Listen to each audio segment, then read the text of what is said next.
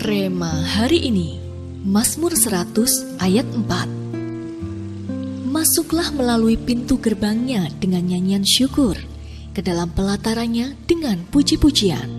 Bersyukurlah kepadanya dan pujilah namanya.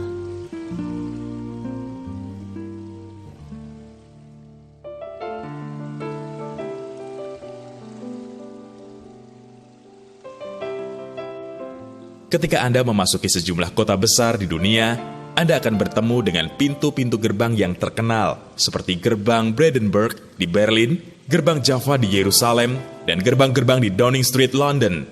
Baik dibangun dengan maksud untuk pertahanan atau seremonial, gerbang-gerbang tersebut menggambarkan adanya perbedaan antara berada di luar atau berada di dalam suatu area tertentu dari kota tersebut. Sebagian gerbang itu dalam keadaan terbuka, sebagian lagi tertutup bagi umum dan hanya dibuka untuk orang-orang tertentu.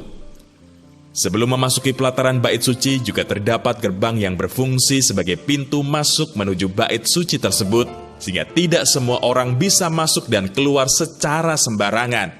Begitupun ketika orang-orang hendak masuk lebih dalam lagi ke ruang suci maupun ruang maha suci, hanya orang-orang tertentu yang bisa melewati pembatas antar ruang maupun tirai yang memisahkan area yang satu dengan lainnya. Namun, ada satu pintu gerbang yang tidak pernah tertutup, yaitu pintu gerbang untuk masuk ke hadirat Allah. Jika pada masa lalu hadirat Allah dibatasi oleh bait suci, pada masa sekarang, kehadiran Allah tidak dibatasi lagi oleh ruang atau media apapun, karena kematian Kristus sudah membuka jalan bagi kita orang-orang percaya untuk datang langsung ke hadapannya. Seperti yang tertulis dalam Mazmur 100 ayat yang keempat, kita dapat masuk ke dalam hadirat Allah dengan puji-pujian. Pujian dan penyembahan adalah hal yang disukai oleh Tuhan. Dia begitu menikmati ketika anak-anaknya memuji dan menyembahnya. Ini juga menjadi alasan mengapa pujian dan penyembahan kita saat berpuasa dapat menarik kuasa Tuhan turun atas hidup kita. Ya, saat hati Tuhan disenangkan, Dia mencurahkan kuasanya dengan dahsyat dan tidak ada yang dapat menahannya, sehingga kita bisa masuk ke dalam momentum luar biasa yang mengubahkan krisis terbesar sekalipun menjadi kesaksian besar. Bagaimanakah kehidupan pujian dan penyembahan Anda selama ini? Mengapa Anda perlu mengangkat pujian dan penyembahan saat berpuasa? Bagaimana Anda dapat membangun pujian dan penyembahan kepada Tuhan saat berpuasa?